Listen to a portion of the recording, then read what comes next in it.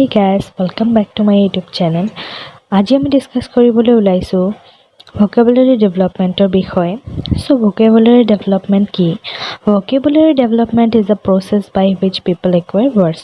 Vocabulary development হৈছে এনে এটা প্ৰক্ৰিয়া যিটোৰ জৰিয়তে মানুহে শব্দবোৰ আয়ত্ত কৰে অৰ্থাৎ অৰ্জন কৰে. So vocabulary development কি হল? Vocabulary development এনে এটা প্ৰক্ৰিয়া যাৰ জৰিয়তে মানুহে শব্দবোৰ আয়ত্ত কৰে. In the initial years of growing up, child's vocabulary also grows manifold. Children typically understand or recognize more words than they usually speak. So কি হয় বাচ্চা এটাই যেতিয়া বাঢ়ি যায় বয়স সিহঁতৰ বৃদ্ধি হোৱাৰ লগে লগে সিহঁতৰ vocabulary knowledge বাঢ়ি গৈ থাকে. সিহঁতে বেবিবোৰৰ চিলড্ৰেনবোৰৰ ক্ষেত্ৰত কি হয় যিখিনি ওয়াৰ্ড সিহঁতে ক'ব পাৰে তাতকৈ বেছি সিহঁতে জানে. যিখিনি জানে সিহঁতে যিমানখিনি ওয়াৰ্ড জানে সেইবোৰ সবকেইটা সিহঁতে ক'ব নোৱাৰে, তাতকৈ কমকৈ কয়. Babbling shift towards meaningful speech as infants grow and produce their first words around the age of 1 year. So firstত কি হয় ফাৰ্ষ্টত বাচ্চাবোৰ কি হয় babbling কৰে. সিহঁতে কিছুমান ওয়াৰ্ড নলাই সিহঁতৰ মুখেৰে কিছুমান সাউন্ড কৰে. তাৰ পিছত লাহে লাহে সিহঁতে কিছুমান অলপ দুটা এটাকে মিনিংফুল ওয়াৰ্ড ক'বলৈ ধৰে. এক বছৰৰ ভিতৰত লাহে লাহে সিহঁতৰ বৃদ্ধি ঘটি থাকে. লাহে লাহে সিহঁতৰ ওয়াৰ্ডৰ নলেজটো বাঢ়ি গৈ থাকে, সিহঁতৰ vocabulary বাঢ়ি গৈ থাকে. So when the child is 1 or 1.5 year old, he understand more words than he speak.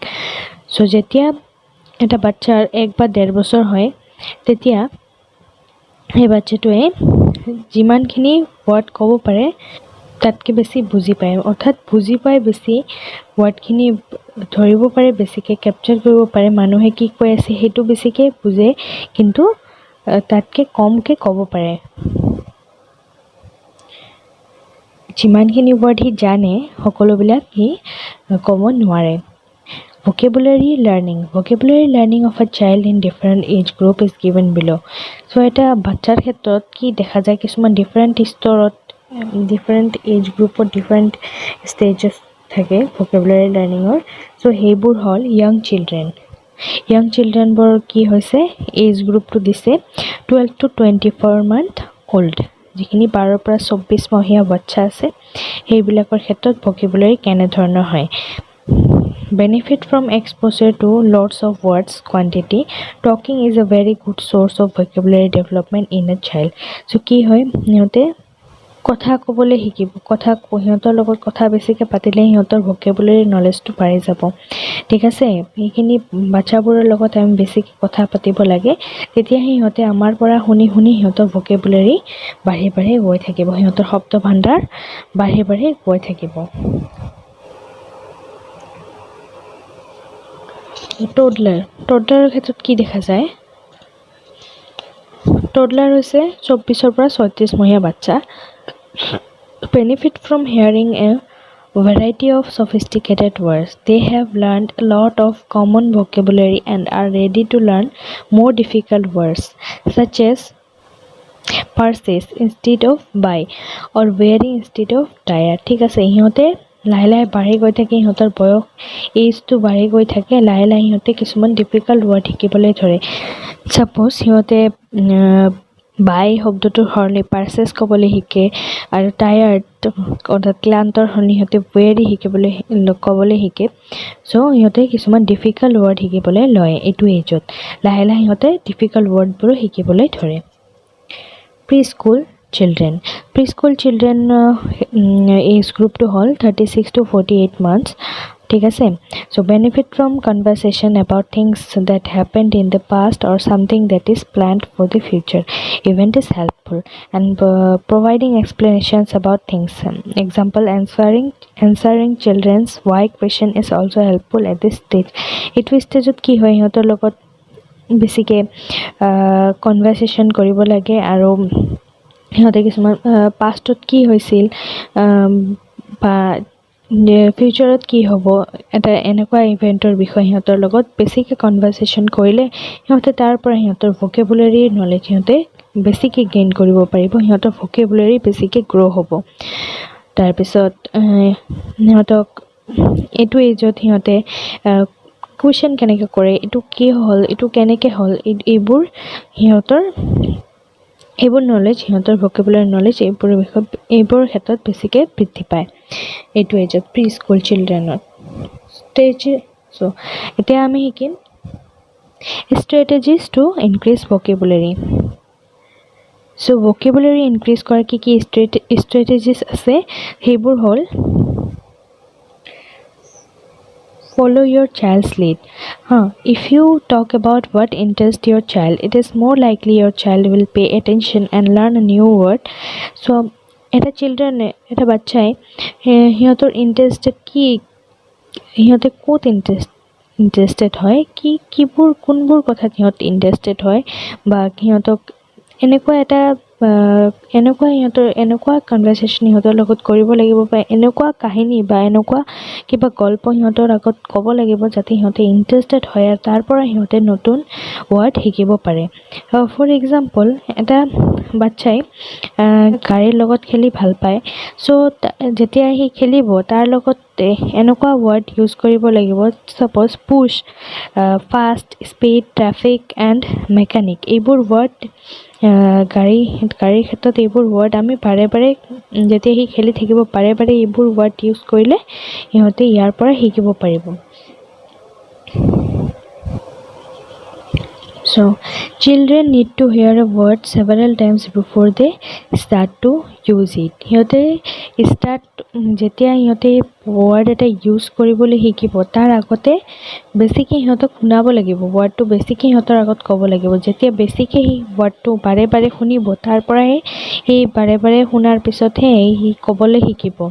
If you repeat words from your child on different occasions, it will give him more opportunities to hear and learn new words. ঠিক আছে, আমি বাৰে বাৰে এটা word সিহঁতৰ আগত repeat কৰি থাকিলে ডিফাৰেণ্ট অকেজনত সেই ৱৰ্ডটো ৰিপিট কৰি থাকিলেহে তাৰ পৰা শিকিব পাৰিব। Don't bombard your child with words. You should aim for a balanced conversation between you and child. It is important to wait after you say something so you give your child a chance to respond in his own way. ঠিক আছে, চ' আমি বাচ্চা এটাক বেছি word সিহঁতৰ আগত আমিয়ে কৈ থাকিম, সিহঁতক যদি চান্স নিদিওঁ ক'বলৈ, সিহঁতক কৈ কনফিউজ কৰিব নালাগে। ঠিক আছে, সিহঁতৰ লগত এটা বেলেঞ্চড কনভাৰচেশ্যন বজাই ৰাখিব লাগে। আমি এটা কথা কৈ অলপ সময় ৱেইট কৰিব লাগে যে চাইল্ডটো ৰেছপন্স দিব বা সিহঁতেও কিছুমান ৱৰ্ড ক'ব, সেইটোৰ কাৰণে ৱেইট কৰি থাকিব লাগে। আমি যদি অকলে কৈ থাকোঁ সিহঁতে কনফিউজন হ'ব আৰু সিহঁতৰ পাজল লাগি যাব। চ' সিহঁতক আমি চান্স দিব লাগে কথা ক'ব কাৰণে, সিহঁতৰ ৱৰ্ডবিলাক জানিবৰ কাৰণে, সিহঁতৰ ৱৰ্ডবিলাক যাতে ক'ব পাৰে, আমাক যাতে ৰেছপন্স দিব পাৰে, সেইটো কাৰণে আমি অকণমান ৰখিব লাগে। তাৰপিছতে আমি আকৌ আমাৰ কথা ষ্টাৰ্ট কৰিব লাগে। Help your child understand what a new word means. By giving details about new words or explaining what words means, you build your child's understanding of new words. Relating new words to your child's personal experience also helps him connect with new words. For example, if you are talking about the word nervous, you might say something like, remember when you started preschool you feel nervous. So কি হৈছে, সিহঁতৰ লগত বাচ্চাবোৰৰ লগত আমি যেতিয়া কনভাৰচেশ্যন কৰিম তেতিয়া বেলেগ বেলেগ টাইমৰ কথা আমি এটা ৱৰ্ড আনি আমি ৱৰ্ডবিলাক ইউজ কৰিব লাগে। ছাপ'জ বেলেগ বেলেগ সময়ত কি হৈছিল সেইটো কথা আনি আমি সেইটো ৱৰ্ড ৰিপিট কৰিব লাগিব। ছাপ'জ ফৰ এক্সাম্পল, আমি নাৰ্ভাছ শব্দটোৰ কথা আমি তাৰ আগত ক'ম।